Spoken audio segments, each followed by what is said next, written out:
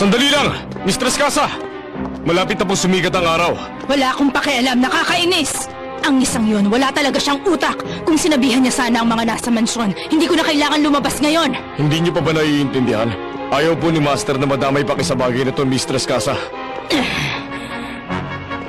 Kapag nagpadalos-dalos pa po kayo, si Master na po mismo ang gagawa ng hakbang.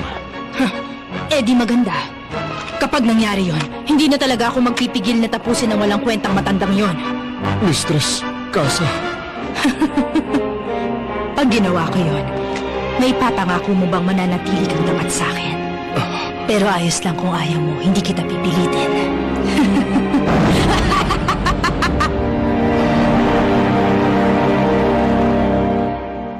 Guardian.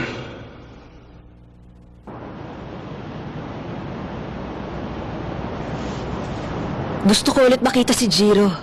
10 taon ang sinasabi yan sa akin. Ng ate kong si Casa. Ano sa palagay mong ginawa mo? Pinaslang mo ang mga kalahi mo para tulungan kami. Hindi ko maintindihan kung bakit mo ginawa yon. Wala namang nakapagtataka sa ginawa ko. Kaya lang naman sila napabilang sa bloodline namin dahil may isang Kowloon child na sumipsip sa dugo nila.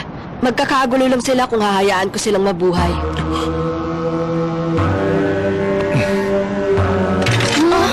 Anong gagawin mo, Jiro? Yun ang tadhana ng mga miyembro ng bloodline namin. Hindi kita masisisi. Sisipsipin ko rin ang dugo ng ibang nilalang. Ang mga nilalang na nabubuhay sa dugo, gagawin ang lahat para mabuhay sila. Alam mo, sa totoo lang, nagulat ako sa sinabi mo. Hindi ko akalain na maririnig ko yan sa isang katulad mo, Silverblade. At yun mismo ang dahilan kaya dapat ko kayong tapusin. Para sa akin, hindi pwedeng baliwalain ang mga tulad mong nabibilang sa bloodline ng mga Kowloon child. Kailangan ko kayong tapusin. May nagawa ka mang kasalanan sa akin o wala, siguradong wawasakin kita. Muntik ko nang malimutan. Kausap ko nga pala ngayon ang sinasabi nilang tagapaslang ng mga vampira. Nagpapasalamat kaming sa wakas umalis ka na sa lupain namin. Sana tanggapin mo ang pasasalamat namin sa'yo, Silverblade. Pinasasalamatan niyo ang mortal niyong kaaway. Nabubuhay sa gulo mga katulad kong Kowloon child. Mababagot kami ng mga kapatid ko kung wala kaming malakas na kalaban. Anong problema, Mimiko? Nasaan ngayon ang ate mong si Casa? Paparating na siya. Ang babaeng yun.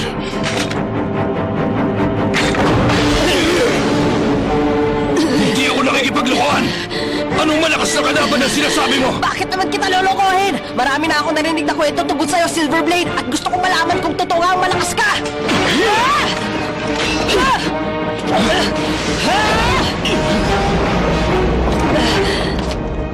May isa pang dahilan kung bakit ako nagpunta rito sa Special Zone. Ano? Dahil gusto kitang kalabanin!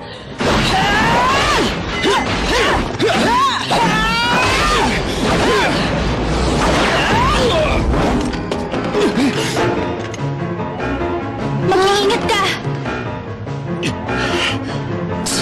Minamalit mo ba ako?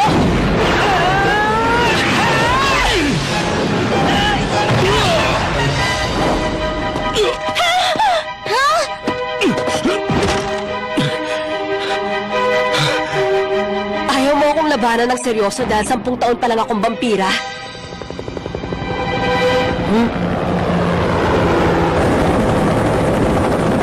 Suppression team yun!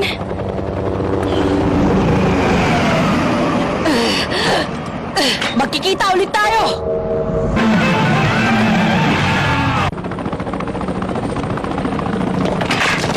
Kuya Jiro! Ayos ka lang ba, Jiro?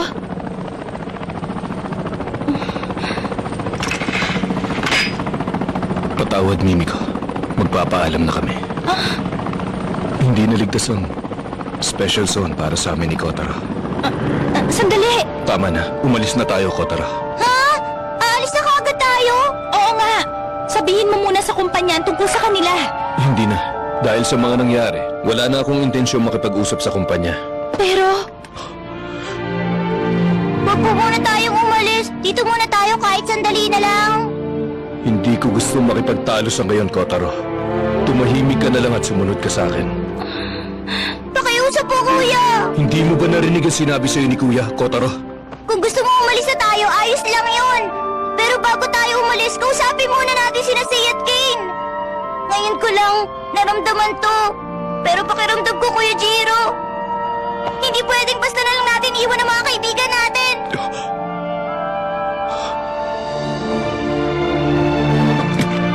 Tama siya, Jiro.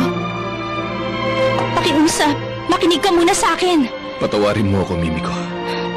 Hindi mo kailangang humingi ng tawad. Pero nakikiusap ako, Jiro.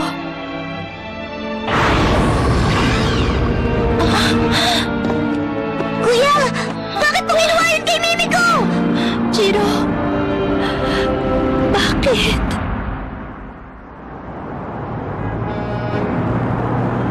May temporary infection dito. Isang second generation Kowloon child ang dahilan at hindi pa rin siya nahuhuli ng suppression team hanggang ngayon.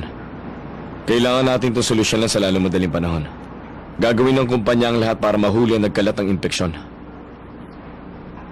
Nakahanda akong makipagtulungan sa inyo. Ang pangalan ng vampirang makikita sa screen ay Yapuri Chow. 10 taon pa lang siyang vampira. Kung makakaisip sila ng magandang plano, kahit ang suppression team kaya siyang hulihin. Kung ganun, bakit hindi siya hinuli ng Silverblade? Hindi ko rin alam. Pero ang dapat nating isipin ay kung paano siya nakapasok sa special zone.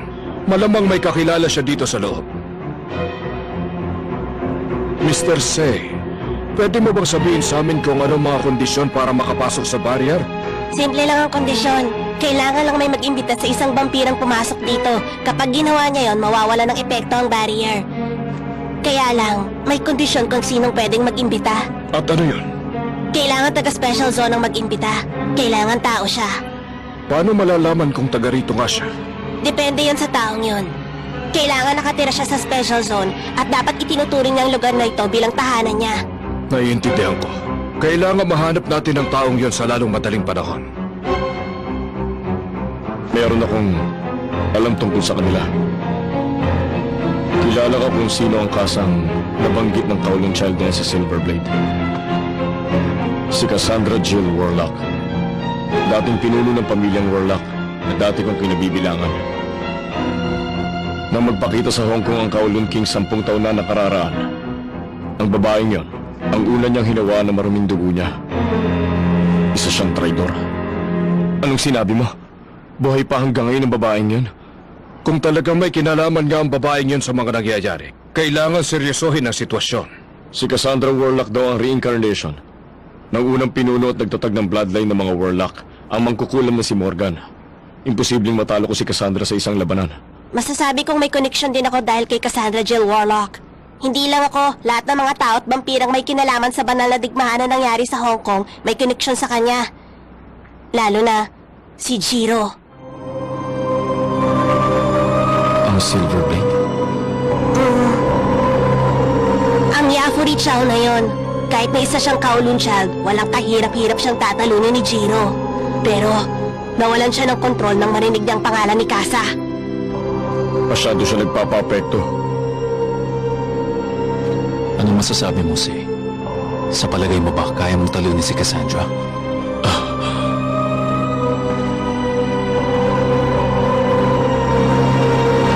Kaya ko.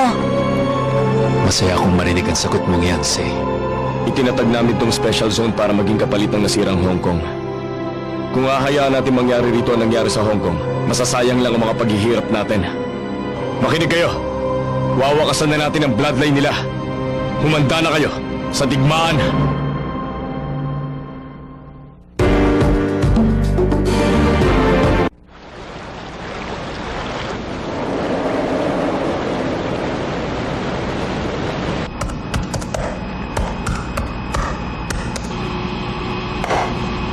Kuya,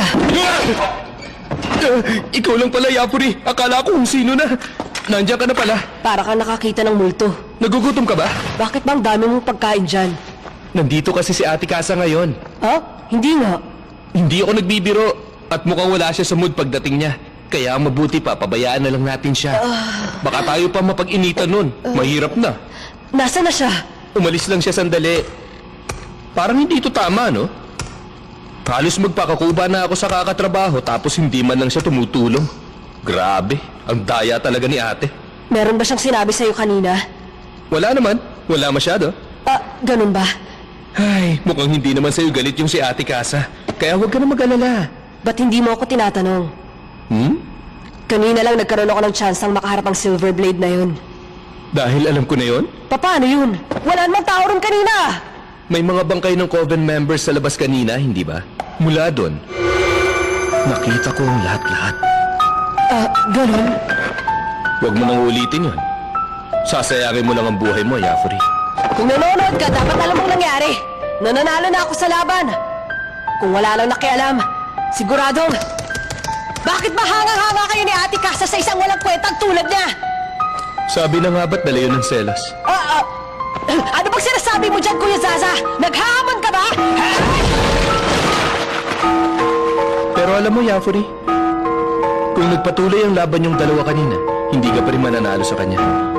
Napakaraming kayang gawin ng vampira may ganong bloodline. Hindi ko maintindihan. Huwag mong dibdibin. Ang mabuti pa, magpahinga ka na lang hanggang mag-umaga. Okay? Pero bago ka matulog, pulutin mo mga yan. Kainis.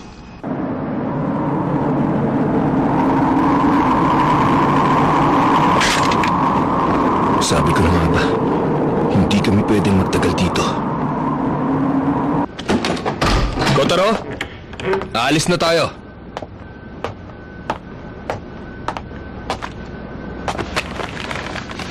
Magpapaalam lang ako kay Mimiko, Kuya Jiro. Babalik agad ako kaya huwag kang mag-alala. Ayoko na.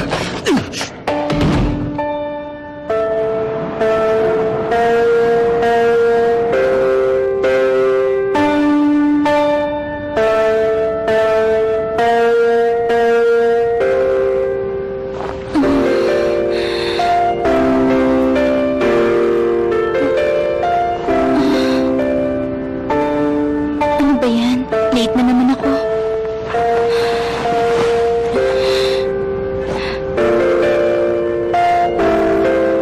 Oo nga pala. Aalis na lang kami. Dito sa special zone. Nakakainis! Bakit ganon?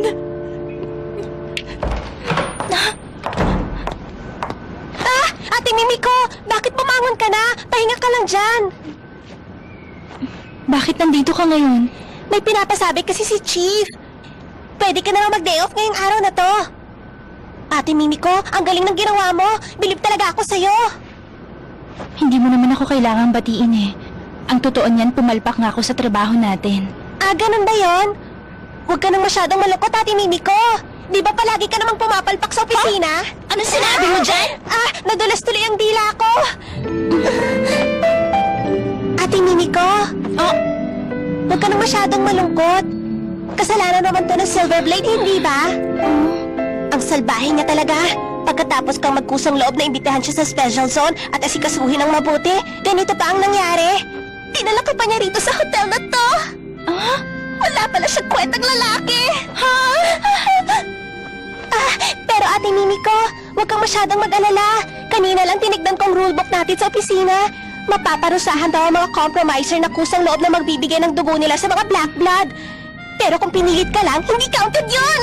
Teka, liwanagin nga natin to, Hibari. Ano ba talaga sinabi sa'yo ni Chief Jinay? Wala siyang sinabi sa akin. Nararamdaman ko lang. Pumunta na lang tayo sa 7th yard mamaya para mag-party at mag-bar hopping. Pero bago yan, Ate Mimiko, pumunta ka na kaya muna sa ospital mamaya. Ang dumi ng isip mo, Isang beses pang paghinalaan mo ko ng ganyan, kakalbuhin kita o kaya ibibida ng patiwarik, malinaw ba? Bakit? Mali ba ako, ate?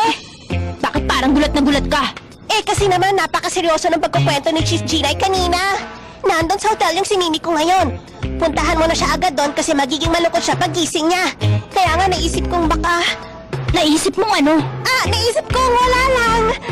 Mukhang hindi naman salbahe si Silver Blade, ate. Mali lang ang naging impression ko sa kanya. Totoo nga siguro ang lahat ng sinabi niya tungkol sa Silver Blade.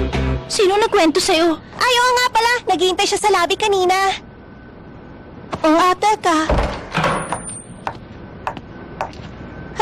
Dapat hinintay mo na lang kami ni Ate Mimiko sa baba.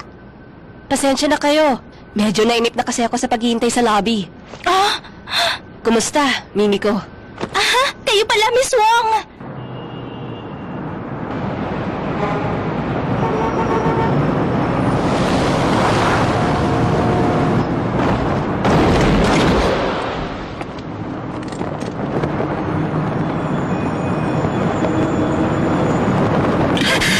Nasaan ka na, Kotaro?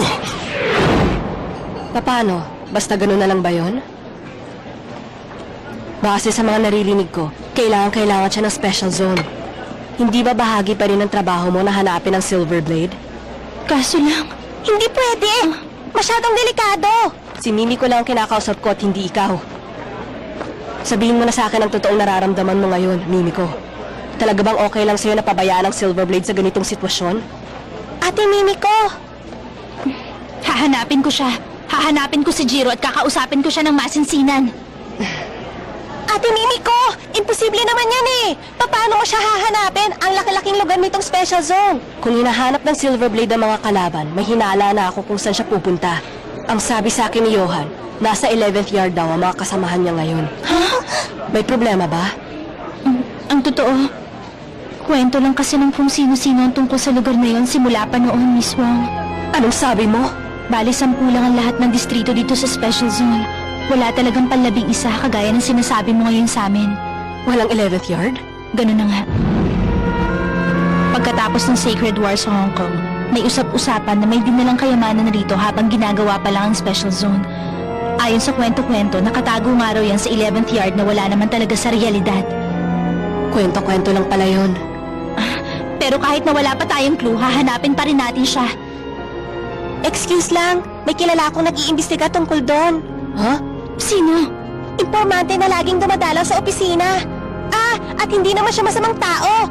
Pumupunta siya para makipagpalitan ng impormasyon sa atin.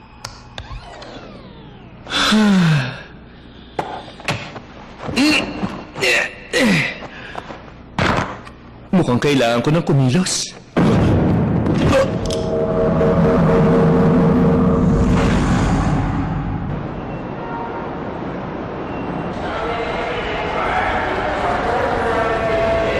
Kausapin niyo ang mga kilalang bloodline para sa impormasyon. At imbestigahan niyo ang Kowloon Child na nakapasok dito sa Special Zone. Naloko na. Nakakainis. Palagi na lang ganun, hindi na siya nagbago.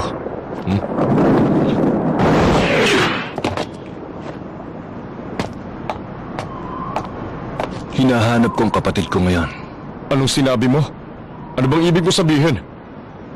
Ni hindi ko man lang maramdaman kung nasa na siya sa mga oras na ito. Wala kang ang kwenta! Abala ka sa pagtakas sa problema, kaya bigla na lang siyang nawala sa paningin mo! Nakikiusap ako. Kahit anong impormasyon sabihin niyo sa akin agad.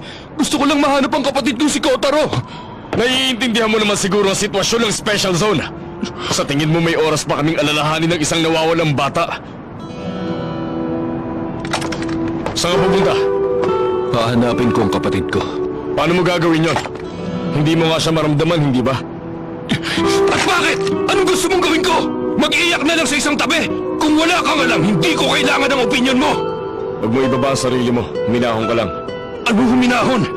Sa ngayon, maaaring nasa mga kamay ni Kasa si Kotaro. Kaya ikaw, kung hindi ka rin lang tutulong, huwag ka na lang maglakas ng loob makialam sa buhay na may buhay!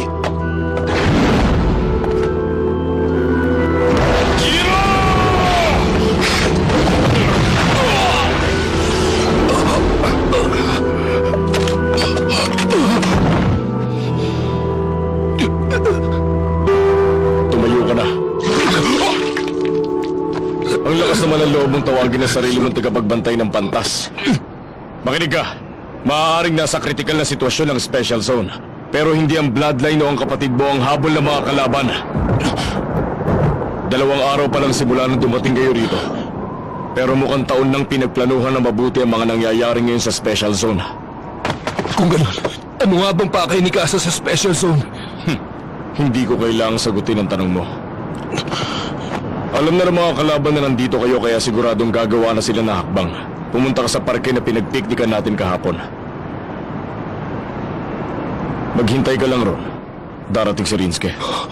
Hindi siya magiging malaking tulong sa mga problema ng Special Zone. Pero mas pamilyar siya sa lugar na to, kaya mapapakinabangan mo siya. Kane, Lumayas ka na rito at baka kung ano pang kalokohan ang masabi mo sa akin.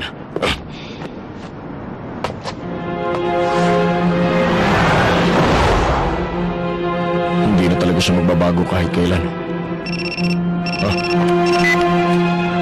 Ano nangyari? nakita na namin ang base ng mga kalaban. Pupunta na ako. Nakikita na ang bawat piraso. Pero meron din silang iba't ibang plano.